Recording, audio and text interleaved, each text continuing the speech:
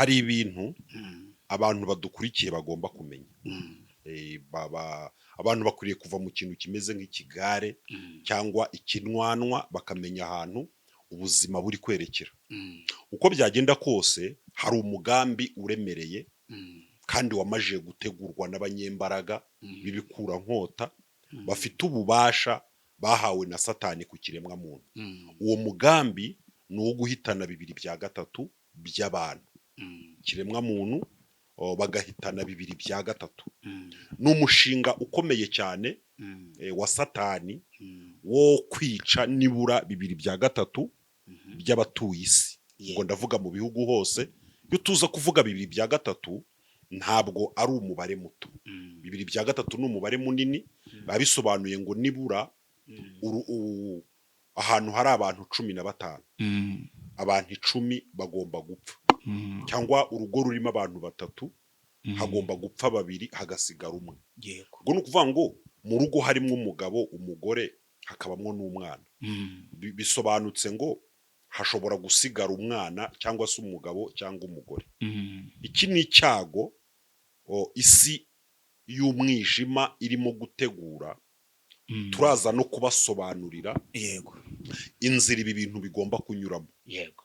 Muri 2/3 hagomba gupfamo abakomeye ndetse n'aboroheje. Mm. Ariko aboroheje birumvikana ko ari wo mubare munini. Mm. Impfu ziteganijwe ni impfu udashobora gukwepa Mm. keretse umuntu Nyagasani Imana arambitseho ikiganza. Yego. Niwe ushobora kurokoka uru rupfu. Habaho urupfu rujya ruza ugasanga rurareba abakene, Mm. abakungu cyangwa se abishoboye n'abari mu bihugu biteye imbere Mm. bakaba bafite uburyo bwo kuba barokoka urwo rupfu. Mm. Hakabaho n'impfu ziza zireba abishoboye Mm. ku buryo abakene biba bimeze nk'aho ntacyo bibareba. Yego. Ariko umushinga Satani yamaje gutegura ni umushinga ugomba gukora ku byiciro byose, ariko cyane cyane hazababara n'ubundi rubanda rugufi. Ibi bintu abantu be kuza kubicira inkeri, kandi ibi bintu ni urukonda emi, Mm. ni urukonda. Yego. Hari impamvu ibi bintu Satani abitegura. Satani arashaka gukora isi nshya cyangwa se indi si. Muzi neza ko Bibiliya iravuga ngo ndarema ijuru rishya n'isi nshya. Yego. Satani nawe arashaka kubanza kurema isi nshya, kandi iyo si kugira ngo ayireme agomba kubanza kugabanya umubare w'abatuye isi. Uku kugabanya umubare w'abatuye isi Mm. bigomba gutera ubwoba isi. Urugero, nawe ibaze uri nko mu cyumba kirimo abantu 30, Mhm. hakaza umuntu akica 20, 10 basigaye basigara ari ibikange bafite ubwoba. Mm. Noneho akaza kubategeka uko babaho. Uranyumva neza? Mm. Ndakumva. Satani arashaka kugira ngo namara kwica 2/3 Yego. akoresheje intwaro turaza kubabwira muri iki kiganiro. Mm. Kandi ibintu bimwe byamaje no kujya ahagaragara nuko abantu babifata minenegwe, Mm. ariko byaratangiye. Mm. Bisobanutse ko rero namara kwica 2/3 1/3 kizasigara gifite ihungabana. Si rero izashyiraho ingamba zo kugira ngo hongerwe abatuye isi. Muri izo ngamba rero niho hazashyirwaho ingamba zo kurema abantu, noneho batari abantu buzuye ku buryo ushobora no kuzajya ubona no mu mezi 4 umuntu abonetse sibyo, cyangwa mu mezi 3 mu gihe umugore abyarira amezi 9 ntibizabatangaze mu mezi 3 umwana akaba arabonetse. Ese wari uzi ko none suba inkoko Mm. ntibigeze ku rwego mu minsi 15 Iba iba yakuze irimo kuribwa ifite ibiro 5. Twongeye kubasuhuza abakunzi mudukurikira mu biganiro byacu tubagezaho kandi byiza. Byishimo umeze neza? Turashima Imana, tumeze neza, ni amahoro. Turi kugenda dufata imbaraga. Imana kandi iraturinze. Yego. Ndagira ngo rero dutangire tugaruka, tugira ngo tubwire abakunzi bacu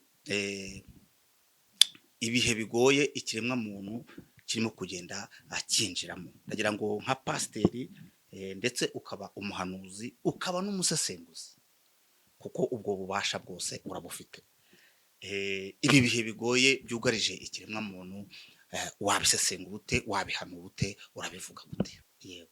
noneho abashe kugishyira mu murongo ashaka. Zimwe mu ntambara zikomeye zabaye ku isi harimo intambara ya kabiri y'isi yose, ari nayo ntambara ikomeye iheruka. yego Iyi ntambara yarangiye isi inyeganyeze, byaba ibihugu by'i Buraya byari byarasenyutse, ibihugu byo muri Aziya byari byarasenyutse, ndetse n'ibihugu byo muri Afurika muzi ko byabayemo intambara, hariho nka za Tanzania, ibihugu nka za Afurika y'Epfo, ibihugu nka za Ethiopia, za Eritrea, ukazamuka biriya bihugu byose byo mu burengerazuba bwa Afurika, no mu majyepfo ngira ngo hari iyo ngiyo, no muri Afurika hagati, byose byibasiwe n'intambara ya kabiri y'isi kuko byari binatuwe. ngira ngo ibitararwanye n'Abadage byarwanye n'Abafaransa, ibindi n'Abongereza, bose barimo kurwana kugira ngo baze kubikoloniza. Iyi ntambara ya kabiri y'isi rero ikirangira, yarangiye ibi bihugu bifite ubwoba n'igishyika, bimeze nk'ibyataye umurongo. Igihugu nka Leta Zunze Ubumwe za Amerika cyari kimajije gusa nk'ikigaragaza ubuhangange, gitsinze intambara ya kabiri y'isi, ni nkacyo cyatanze umurongo ngenderwaho w'isi kugeza uyu munsi, aho uzabona ifaranga rya Amerika niryo faranga rikomeye rikora mu bihugu byose ku isi, n'ibindi. Ubwo ndashaka kukumvisha uburyo n'Abanyaburaya bameze nk'abari mu bukoloni bwa Amerika. Ndagira ngo wumve uburyo iyo intambara irangiye haba hariho ubwoba. Iyo hariho umuntu rero ufite imbaraga, udafite ubwoba, ahita ashobora gutanga umurongo ngenderwaho abandi bashobora kugira gute, bashobora kugenderaho. Emi ninza kuvuga ngo 2/3 biteganijwe ko bigomba gupfa, abantu baze kunyumva neza. Iyi si uburyo yubatse, Satani arashaka isi irimwo abantu badafite umwimerere wa kimuntu. Uranyumva? Kuko twebwe abantu twaremwe dukomoka kuri Adamu sampurusi, dufite amahirwe menshi yo kubona ubugingo buhoraho ku bwa Kristo Yesu wabambwe.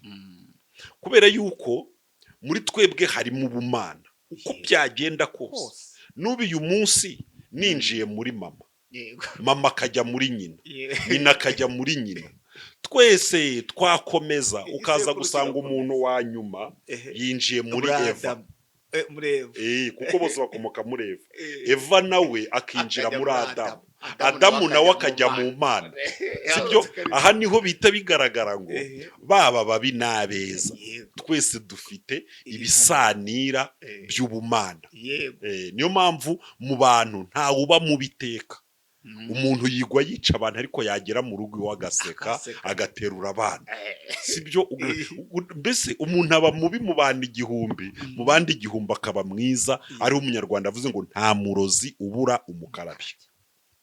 Ibi bisobanutse ko Satani arashaka rero umuntu noneho udafite definisiyo ye itari mu Mana. Kugira ngo uyu muntu amubone, hari ibintu agomba gukoresha. Ni ugushaka uburyo abanza guhabura abariho no kubagabanya, noneho akongera akarema umuntu mushya. Uwo muntu mushya uba imishinga yaratangiye. Ngira ngo hari imishinga yo kubyara kw'abagore, abagore bakabyarana n'abagabo batazi, cyangwa bakabyarira abagabo abana bagatwara.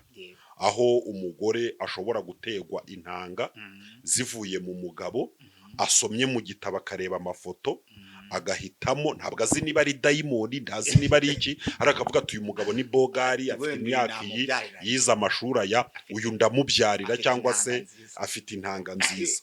Uyu mwana uzavuka ni umwana uri soft mu buryo bwo kuba yaba yakorohera Satani kumukoresha no kumuhindura, akamwegisipota, akaba yamuhindura igikoresho gishobora gukora ibyo weho uva kuri so na nyoko mutashobora gukora. Niyo mpamvu muri kubona n'amahano arimo kugenda yiyongera ku isi. Hamajije nusoma Bibiliya uzumva mu Isezerano rya Kera mu Itangiriro ko ngo abamarayika babi baje ngo baryamana ngo n'abakobwa bo mu isi. ngo babyara abana ngo ari bo bya bihangange bya kera. Urumva uburyo bwose abana bashobora kuvukamo ariko bitavuye ku gufumbatana k'umugabo n'umugore, harimo kwenterivona kwa Satani kugira ngo havuke umuntu mu by'ukuri utari mu mugambi w'Imana mu buryo bwuzuye. Uwo muntu rero Satani aba ashobora kumukoresha imirimo ikomeye yo gutuma mu by'ukuri ikintu kimeze nko gucungurwa k'umuntu mu isi gita agaciro.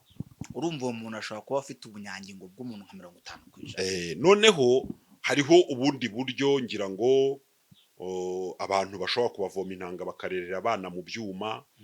Urumva ni umuntu yararewe mu cyuma akavamo ari umuntu, ntabwo azaba mu by'ukuri ari umuntu mu bwonko wuzuye cyane nk'umuntu warerewe muri matirisi ya nyina.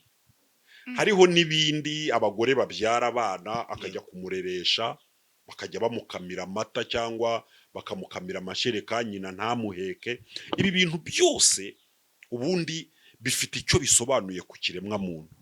Uko rero abantu bagenda batakaza umwimerere niko Satani agenda abona isi y'abantu bashobora gukora ibintu by'amahano. Ubundi umuntu muzima wabyawe n'umugore adashobora guhita akora ako kanya. Ibi rero ntabwo Satani namara gushaka uburyo yica ibi bibiri bya gatatu nibimara gupfa hazakurikiraho iki? Nuko Satani azashaka uburyo bongera umubare w'abatuye isi kuko hazaba habayeho ibyago. Murabizi iyo kandi ibyo ntabwo ari Satani ubikora ko mu Satani ngo tubone ngo Satani mu muhanda n'amatangazo. Oya, ni abantu babikora. Abantu baravuga bati hapfuye abantu benshi, turahavuyeho icyorezo n'intambara n'ibi, none reka dushaka uburyo abantu mubona ko nka za Amerika kubera wenda ziba zidatuwe bashaka uburyo igihugu giturwa bagashyiramo green card n'ibindi bihugu bigiye bitandukanye.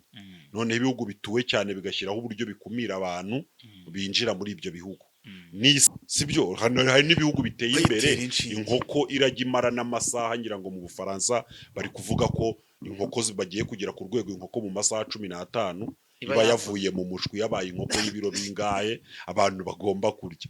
Ntibizabatangaza rero n'abantu nyuma y'iki cyorezo mugiye kuzajya mubona abantu none bagiye bavukira amezi 3 n'amezi 7 n'amezi 4. Sibyo, mu rwego rwo kugira ngo isi izabona abantu bagira gute bayituraho. Ibi bibiri bya gatatu rero ibi nagano babyumva. Sibyo, Bibiliya iravuga ngo bibiri bya gatatu byo muri icyo gihugu bizapfa. Bizapfa. Bamwe bazicwa n'inkota, abandi bazicwa n'inzara, abandi bicwe n'indwara z'ibyorezo. Ngira ngo uyu munsi Leta Zunze Ubumwe za Amerika ibinyujije mu kigo cya Google, ngira ngo n'ubundi gifite icyicaro muri Amerika, akaba ari ikigo gikorana n'umuntu uwo ari we wese hano ku isi. Ubyemera utabyemera, Google mugomba guhura. Sibyo, nimudahurira kuri telefone murahura ugiye guhaha, muri buze guhurira kuri banke, ahantu ahariho hose nta hantu Google wayikwepera kuko systeme ya Google sibyo ni ikoranabuhanga. Ni mungo mu rubyiruko. Ibinyujije muri system mu kigo cyawe cya Google bamajije kohereza ku isi ngira ngo miliyoni 64 z'imibu. Izi miliyoni kandi ni ese bazohereza n'izindi ku buryo bashobora kohereza nka miliyari z'imibu. Iyi mibu ije gukora iki ku isi? Sibyo, nuza kureba iyi mibu, Amerika iri kuvuga ko ni imibu yo kuza kurwanya icyorezo cya malaria, kuko iyi mibu ifite ubushobozi bwo kuzajya irya iyi mibu isanzwe ikayica. Noneho yarangiza kandi iyi mibu ikabayo ishobora kuza waruma umuntu aho kugira ngo umutere, aho kugira ngo utere umuntu, sibyo, ya virusi ya malaria, ahubwo ikamutera antivirus, ku buryo niba wamubukuriye wa wundi uraza wakurya ukagukingira. Sibyo, ikaba yifitemo utwo tunyangingo. Ibi ni ibintu mu by'ukuri byoherezwa koko bivugwa ko ari iki? Ari byo. ari byo. Eh. Ariko nyamara iyi mibu Mm. nayo muri misiyo iri Irimo. mu bintu bigomba gufasha Amerika kuba hagomba kuvaho bino bibiri bya gatatu, kuko iyi mibi cya mbere ntisaza. Reka reka. Mu gihe uyu mubu usanzwe ufite ubushobozi bwo kumara amasaha runaka, uyu mubu wo ntabwo usaza, sibyo? Uzapfa uko babandi bawukoze bawishe. Bashobora no kutawica bakawutumaho ukagaruka, kuko ni umubu uronora yine, bazawutumaho ugaruka, no kuri commanding. kandi niba bawuhaye ubutumwa bwo kujya kurwanya malariya, nyuma y'amezi 3 bashobora kuwuhindurira ubutumwa, sibyo? Mbe ni ukuvuga ngo aba bagome, reka nkubwire, aba bagome cyangwa izi ntumwa za Satani, yego, hari ibintu bita za microchip bagenda bashyira mu bantu. Ibi byo biragoye kuko ushobora kwanga ko bakigushyiramo. Microchip wayanga, irangamuntu wayanga, urushinge warwanga, urukingo warwanga, nese umubu uzawubuza kukurumasa, sibyo? Umubu none se wawubona? Reka iyi mibi impamvu tuyibona, ni ibiremwa by'Imana, uranaduhera tukawumva. Iyi rero iri soft, iyi ngiyi iri mu buryo bw'ikoranabuhanga, aba ari nk'amareyo, ntabwo wayibona, ntabwo ushobora kutayibona. Ni nk'uko n'iri jwi rigenda mu mugozi, ariko umugozi iyo uwuciye ntabwo ijwi ribona. Amashanyarazi agenda mu mugozi, ariko iyo ikaburu yicitse ntabwo amashanyarazi uyabona ngo ubona asohoka agenda nk'uko ubona amazi agenda, uyumva ukoze. N'iyi mibu rero utekereza se ko izaba irakora iki? Uyu munsi ifite ubutumwa bwo kurwanya malariya. Reka tugaruke nko kuri COVID-19. Abantu benshi ngira ngo bagenda babihurizo, baravuga ati nyuma ya COVID-19 na nyuma y'inkingo ubona ko ikiremwa muntu kigenda gihindura imitekerereze, sibyo? N'abantu ubona ko bagenda bahinduka, ukabona ko abantu bagenda banakora ibintu ubundi mbere batakoraga.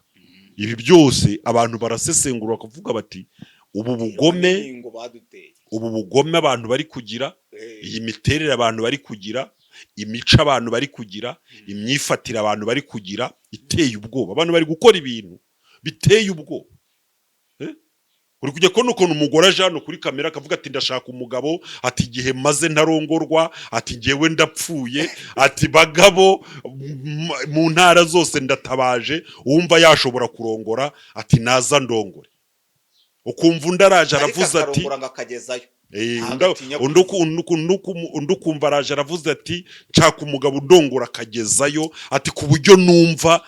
Ubwo urumva abarongorwa ariko hari ahantu batagira gute, batageza. Ati ku buryo numva rwose ngize gute, nkumva ati ibintu bigeze aho numva cha. Ukibaza kandi wamureba ugasanga wamaze ati mbyaye kabiri, ukareba ugasanga ukavuga uti kwa bagore bari ba Mukasoni, hari ba Murekatete, hari abagore, ari abantu bimunyamunya. Ni igiki gitumye bashira ubwoba? Buriya nizi nkingo, oya ntabwo ngiye mvuze ko ari inkingo, ariko abantu bifashisha ibintu biherutse kuba, sibyo? Ukareba ibintu abantu bari gukora, abagabo kumva ngo umugabo yatemye umugore, kumva ibintu biri kuba, abantu kuvuga ati nyamara hari ibintu byinshi, niba atari n'ibiturya by'imvaruganda n'ibindi bitandukanye, ati ibintu biri kugenda bigira gute, ati ibintu biri kugenda bigira gute, bihinduka mu buryo bumwe cyangwa ubundi. N'iyi mibu rero ubutumwa izanye ni ubwo kurwanya malariya, ariko bushobora guhindurwa. Ejo bazayiha ubutumwa bwo kuduhindura abasinzi, sibyo? Ejo bundi bayihereza ubutumwa bwo kuduhindura abasambanyi, ejo bundi bayihereza ubutumwa bwo kuduhindura abatinganyi. Twe tukomeze tugira ngo bwa butumwe irimo kuzana n'ubwo dukingira. Ibi byose ni ibintu bikomeye. Nujye kureba intambara ziri kugenda zitegurwa n'intwaro ziri gukorwa, ubu ibihugu biri mwipigana ku buryo ngira ngo nk'Uburusiya buherutse kumurika igisasu, ngo ni igisasu gifite ubushyuhe, iyo bakirashe gifite ubushyuhe dogere Celsius 4,000, sibyo? dogere celsius ibihumbi 4, sibyo? Ni ukuvuga ngo aya mazi yatuye ntabwo ajya arenza 100 amavuta wayacamutsa ntabwo yapfa gukandagira muri 200. Ni ukuvuga ngo bisobanuye ko iki gisasu niyo cyaca hejuru y'u Rwanda, hejuru y'igihugu, twese twashirira. ni ukuba amakara, ni ukuba amakara dogere celsius ibihumbi 4 hejuru cyane, sibyo? ni ugushirira n'ibiti n'abantu byose n'amazu bagashirira. Noneho kandi abadayimoni urumva kandi barimo kugikora. kandi noneho reka mubwire aba bategetsi batubeshya ko ngo bafite za ministeri ngo zishinzwe uburenganzira bw'ikiremwa muntu na za ministeri z'ubuzima ngo zibungabunga amagara y'abantu, ariko nyamara usanga 98% by'ubutunzi bw'igihugu bishorwa mu kubaka imbaraga z'ibyo bintu byica abantu. Nk'amafaranga akoreshwa mu kubungabunga intwaro kirimbuzi aho zibitse, kuzikorera amantrotiye, kuzisuku, kuzibika, kuzigenzura, kandi ibintu bitazakoreshwa.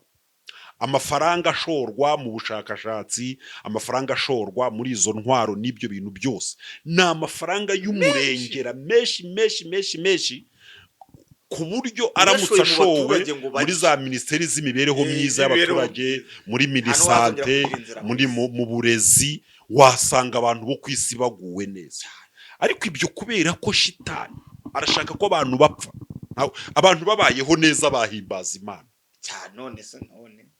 So ibi rero ubundi uwagakwiriye kuba arabirwanya n'abanyamadini bayoboye ivanjiri, ariko nabo bibereye mu mandazi, sibyo? Bibereye mu mandazi, bahanganye no kubaka insengero z'amakaro, no gushaka amamodoka bagendamo, no kwambara amakositimu, no kwiyunga n'ubutegetsi ngo bagire igikundiro mu maso y'abategetsi. Ntabwo bashobora kwigisha abantu no gukangura abantu ngo bahumuke bareba amayoberane y'imikorere y'abadayimoni, abantu basenge, kuko ikintu gishobora kuburizamo umugambi wa shitani wo kwica abatuye isi ni ugusenga gusa. Naho ubundi Imana yo ishobora no kubireka bikaba kwiyambaza Uwiteka, nta bindi, kuko n'ubundi biba byarahanuwe.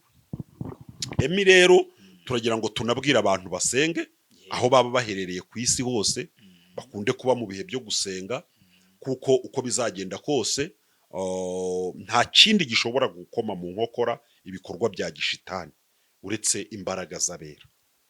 Imbaraga z'abera nizo mbaraga zishobora kurwanya imbaraga z'umwijima. Ibihe tugezemo ko abantu benshi bagenda bacika intege pastor.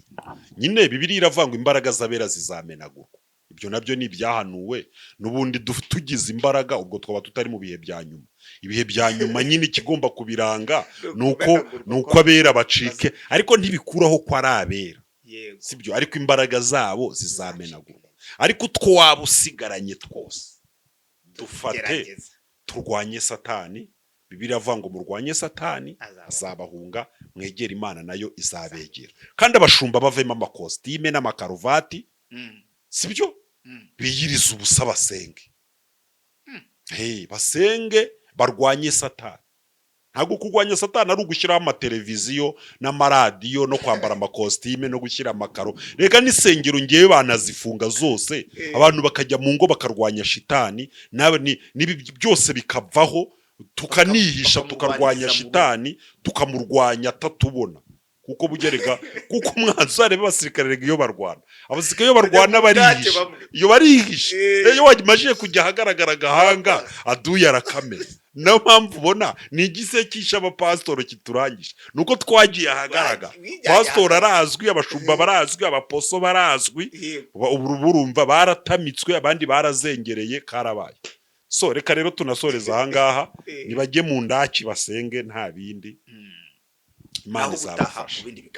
Yes, ciao ciao.